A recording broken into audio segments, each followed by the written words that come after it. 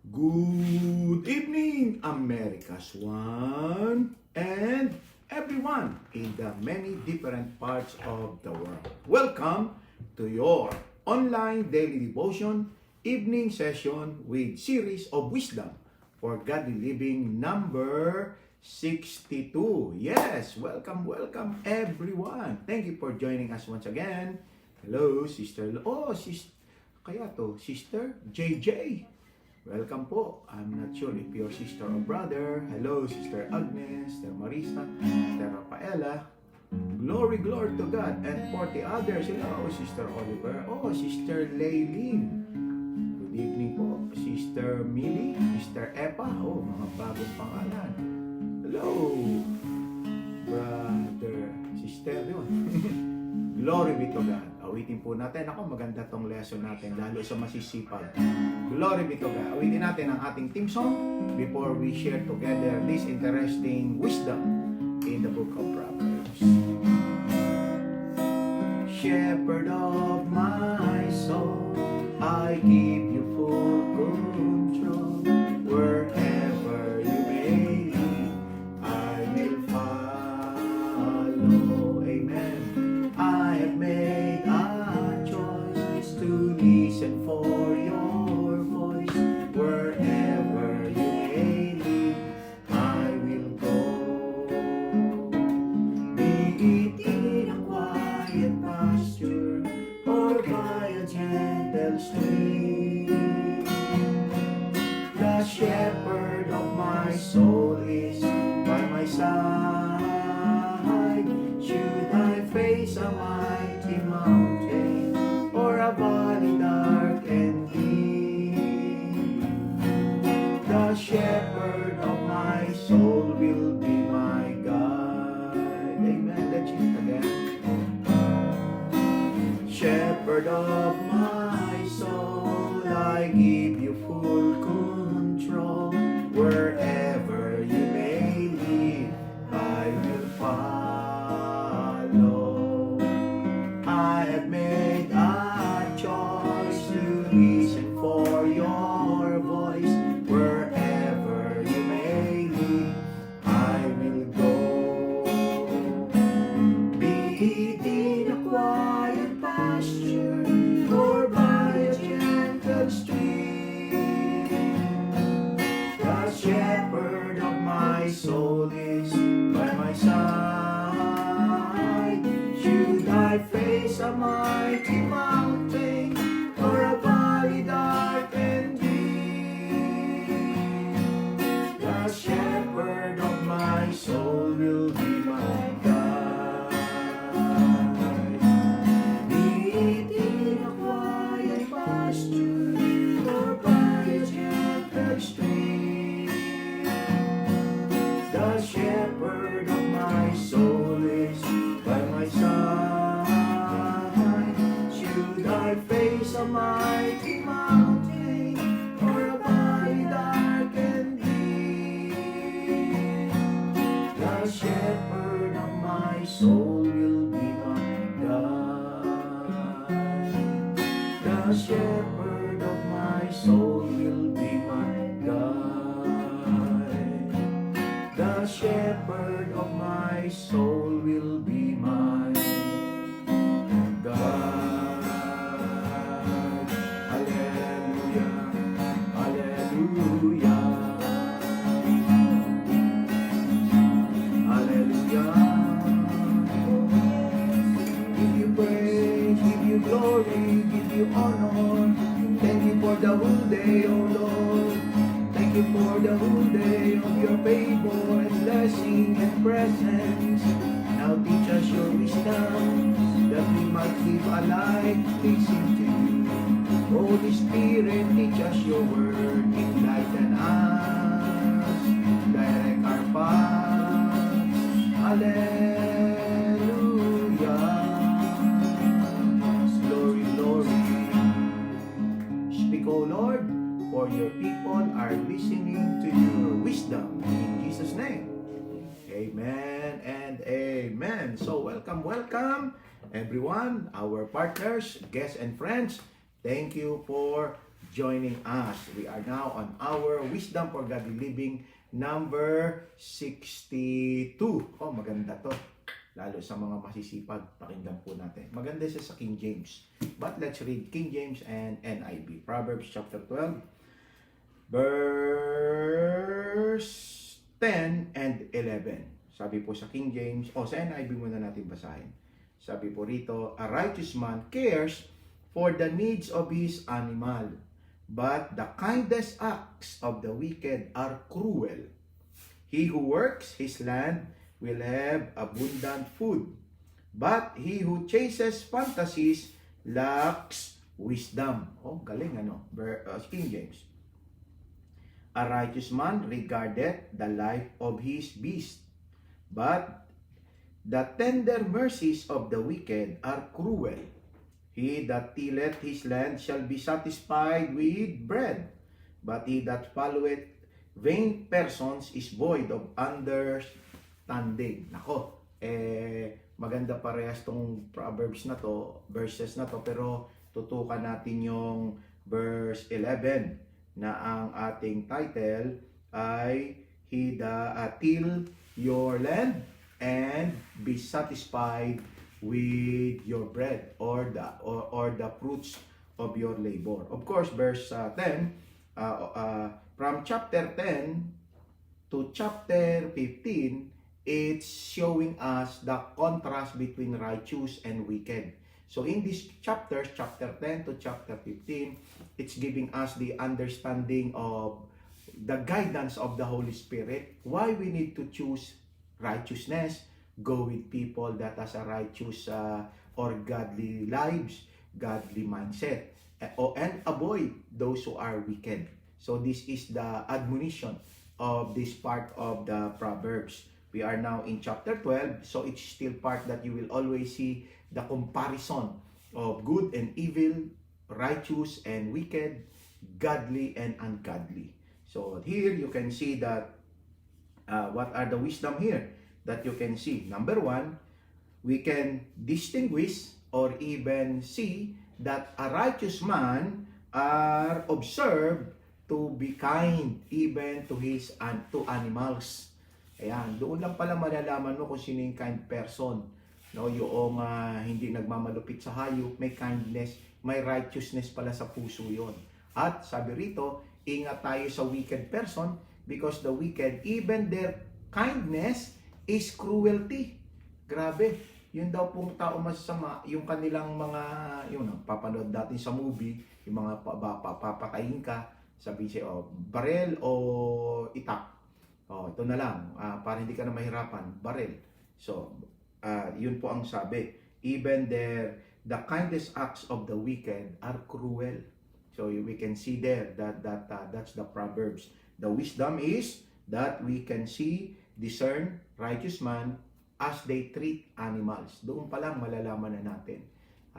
Doon pala. So kung nag-aalaga sila ng manok, meron silang alagang hayop, nakakita sila ng hayop, doon makikita ang righteous. Natural sa kanila. Natural sa kanila yon na hindi sila malupit kahit sa hayop. Alala ko, may kaibigan tayo, si Brother Tino, hunter. So kailangan pala yung pag nagka-hunting, kailangan patay yung hayop kasi pag hindi naghihirap, nagigilty sila. By rule, no? Ganun pala yon. So pati dito, hindi naman ibig sabihin huwag kang mag-hunting, kailangan din nilang gawin yon. Pero pati pala doon nakikita ang kindness. At hindi rin sila kumukuha ng sobra. No, hindi sila nagpapabida na marami silang nahuli kundi ko ano lang yung kailangan. So may kindness. Kaya pala, that's why we understand that in the early days, yung mga kabayo kapag napipilayan, binabaril. Yung pala ay act of kindness. Kasi pag nahirapan, natutorture sa pain, better na lang kung hindi gagaling ay yun na lang, patayin. So the righteous man can also be identified in their kindness to animals. But that is not our main topic. Pero basahin ko pa rin number 1 that we need to be aware of that a wicked person because even their kind act is cruel. Ingat tayo makipagkaibigan sa mga may baluktot ang takbo ng isip. No, alam nating lahat 'yan. Ako ngayon ay, because we are assigned in Central and South America, Caribbean, nag-aaral ako ng mga history ng mga drug lords, ng mga gangsters, their kindness, talagang cruel. No, ganun pala yung mga yon. So, yung pala totoo talaga tong Bible. That's why we really need to know our companion. And ito yung pinaka main topic natin that I like. It is verse 11, till he that tilleth his land shall enjoy the abundance of bread. Sa NIV, maganda rin ang rendition. He that work his land shall enjoy the abundance of food. So ano ito sa atin? Ito yung nagtuturo po sa atin that we need to work our land or use our talent. Kung hindi naman tayo farmer, our gifts, yung our place of planting, our place of harvest. Anong kakayahan meron ka? If you use your gifts and talents, kung anong meron ka, that will be your source of income. Kung ikaw ay nakapagtapos ng universidad, must you have a broader opportunities. And when you use that, you will surely have your own harvest. Yan. Parang lupain din yan. Mas malawak ang iyong lupain, mas marami ang iyong harvest. Sa ating mga nasa city, if you are able to have kind of good grades, good diploma, must you have a broader opportunities. Pagka hindi, some people don't understand that. Some people thought that it's always by luck. Ano po, may ilang mga, even they are not well-schooled, they have this kind of luck. Pero don't entrust your future in luck. Be certain. Work hard. Like for your own, the land that you have, that is your skills, your abilities, your talents. When you put it to work, then surely you will have your harvest. So the wisdom number 3 is in verse 11. In order for you to have abundant return, abundant food, abundant supply, you need to put to work your skills and your talents. Here is directly the land, the place where you plant your whatever we want to plant. But on the context of those who are in the urban, like us in the city, where we plant our gifts, our talents, where we make it to work and bring harvest. Yung trabaho po natin ito. Pag pinag-igi natin ang ating trabaho, sigurado din naman tayo ay it will return to us blessing. I think you know who said this. He said, if you were born poor, it's not your sin. But if you die poor, then it is your responsibility. Sa Tagalog, kung ipinanganak kang mahirap, hindi mo kasalanan. Pero kung ikaw ay mamamatay na mahirap, kasalanan mo na yan. Kaya po mga kapatid, God has given us every gifts and talents in order for us to make it to work and bring us harvest, abundance of returns for the effort that we have given. Of course, there are principles in exercising productivity. And one of them is, wala na doon sa aking outline, one of them is that discover your gifts and your talents because that is the greater possibility that it's where you will have your success. Discover your gift and talents because that is the greater possibility that it's where you will have your great success. Your strength is your gifts and talents, and that is also your greater potential to have stability and in life. Kaya develop your gifts and talents. Young men and young women, don't settle just to have a high school diploma. If you can and you are available and you are able, then work for greater development of your gifts and your talents. Because the greater the talents, the greater your potential. Kaya mga kapatid, lagi niyong tatandaan, ang kasabihan sa ating kapanahunan, if you were born poor, it is not your sin. But if you die poor, that is also already your responsibility. Actually, mas harsh yung ginamit nung nag-quote niyan. If you born poor, it's not your sin. But if you will die poor, it's already your sin. In Tagalog, kapag ikay pinanganak na mahirap, hindi mo kasalanan yan. Pero pag ikay mamamatay na mahirap, ikaw na ang may kagagawan yan. You can never blame your parents. You can never blame your community, your surroundings.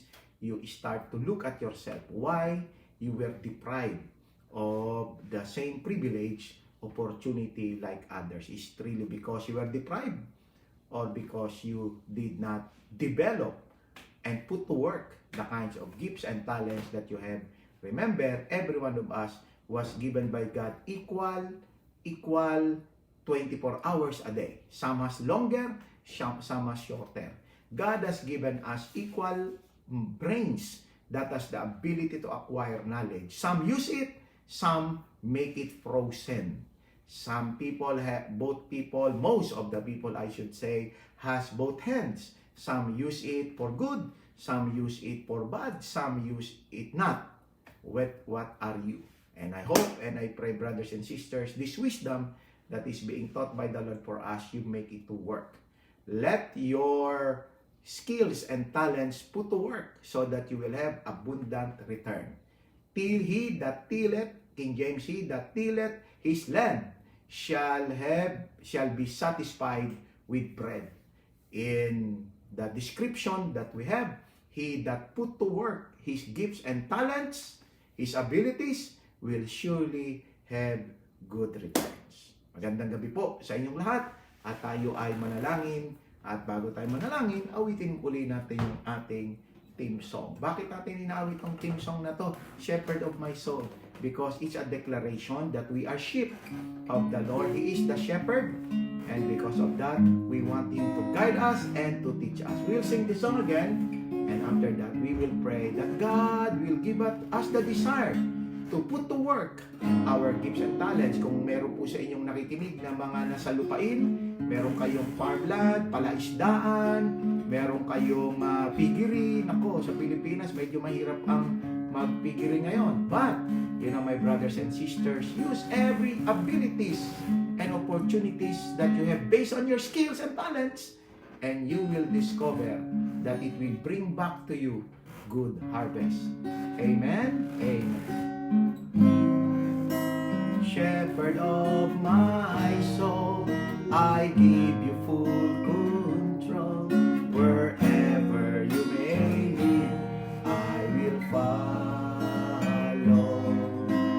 I have made a choice to listen for your voice. Wherever you may lead, I will go. Amen. Be it in a quiet pasture or by a gentle stream, the shepherd of my soul is by my side. Should I face a mighty mountain or a valley dark and deep, the shepherd of my soul will be my God. Before we sing it again, my brothers and sisters, it does not mean that we need to be rich, but the Lord wants us to put it to work, our gifts and talents, so that we will not sin. Because if you have your supply, if you can eat well, if you have the goods that you need, then you have the greater possibility of continuously obeying, serving, and live a godly lives. But if you became kind of lack lots of things, and you start to murmur, to complain, and maybe even doubt God. But the truth is, God has given each and every one of us the ability and the opportunity to improve our way of living, because He has given us all some kind of gifts and talents that is able to produce something good, even well, for all our need. Amen? Amen. Let's pray. Heavenly Father, we come to you, thanking you, Lord, for giving us this advice, this wisdom, that he that tilleth, he that worketh his land, shall have abundant food. In other translation, shall be satisfied with bread. Thank you very much, Lord, that we, most of us who are in the city, in the urban places, you have given us opportunities to work based on our academic achievement, based on our skills. Some are by the grace and mercy, by the favor that has been opened. We pray Grant us, O Lord, to put it to work so that it can produce good things for our lives, food, shelter, and the provision of everything that we need. Heavenly Father, may we always have this wisdom to put to work every talents and gifts so that it will be converted into a kind of harvest for what is good for ourselves, for our family. And may every members of our family put to work the gifts and talents that we have so that we can enjoy the harvest in return, like bread or food or everything that we need being supplied. Because you said in your word, O Lord, that you, our God, supply all the things that we need. Of course, according to the wisdom that we have learned, it is by working the land, applying the gifts and the talents that we have, so that it will be your way of blessing us, providing all the things that we need. Deliver us, O Lord, from mediocrity. Deliver us from laziness. Deliver us, Lord, from dilly-dally. Deliver us from all forms of unfruitfulness. And grant us the ability to produce wealth by putting to work, Lord, our gifts and talents so that it will produce blessings, provisions, riches, treasures, food, and supply for everything that we need. May every family be exceedingly blessed, Lord, in the name of Jesus. And because it's a month of love, we pray that every husband and wife continue to be bind together with a love that cannot be broken. Restore their healthy marriage relationship. And for those who are just boyfriend and girlfriend, we pray, grant them the fear of God so that they will not cross the line, but rather respect each other, Lord, as a sign of honoring you in their marriage relationship. Bless every family that they represent, and may continue to protect us from COVID-19 virus, and grant, Lord, to supply all the things that we need. And we believe that you are the healer, not only of COVID-19 virus, but even from all forms of sickness and disease. We thank you, Lord God, for the healings of those who are now in their sick bed, even in their hospital due to COVID-19, and those who are even from other sickness and disease, from my online daily devotion partners and friends. Lord God, we thank you that you are stretching forth your hand and healing them in Jesus' name. Amen, amen, amen. Thank you, Lord, for your healing. And Lord, continue to bless Israel. God bless the Philippines. God bless Canada. God bless Aruba. And God bless the nations of the world. Lord, we pray, open doors and windows of heaven. Give opportunities for our brothers and sisters who want to put to work their gifts and talents. Panginoon, magbukas ka ng pagkakataong magkatrabaho ang aming mga kapatid para ang mga talento nila magamit nila. And it will bring back, Lord, blessings, treasures, provisions for everything that they need in the name of Jesus. And for those young men and young women, we pray, help them, Lord God, to have a heart to go to school, take their university courses, take advantage of their young age, take opportunities of their parents' support, Lord, so that when they are done, they can enjoy the harvest when it's time for harvest, O Lord, in the name of Jesus Christ of Nazareth. Thank you very much, Lord. Continue to bless the Philippines. God bless Aruba. God bless Canada. God bless Israel. In Jesus Christ's name, this we pray. Amen. Be it in a quiet pasture or by a gentle stream. Amen. The shepherd of my soul is by my side. Should I face a mighty mountain or a valley dark and deep, the shepherd of my soul will be my God. The shepherd of my soul will be my God. Hallelujah. Amen, Lord. Amen. Amen, my brothers and sisters. So, if you want to have the abundance of return, put to work your gifts and talents. This is Pastor Bong with Pastor Rose saying to you again that if the Lord will tarry, see you again the next 12 hours. If not, see you there in the clouds to meet the Lord in the air. Amen. Before we say goodbye, would like to greet Brother Art Barnechea. Barnachera, happy blessed birthday and happy anniversary kina paring Aldi at Deb, sino pa? At lahat ng mga birthday celebrants, wedding anniversary, happy blessed to everyone. Good night, America's One. Good day, Philippines. God bless everyone. You take care because Jesus cares. Bye-bye for now.